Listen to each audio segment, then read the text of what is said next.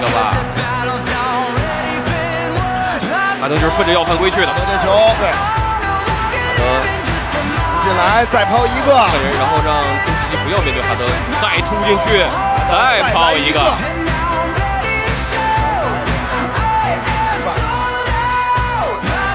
来不及就打，对，哈登加速，一个顺拖之后又再抛突进去，这球抛进，造成犯规，詹姆斯哈登，太慢了。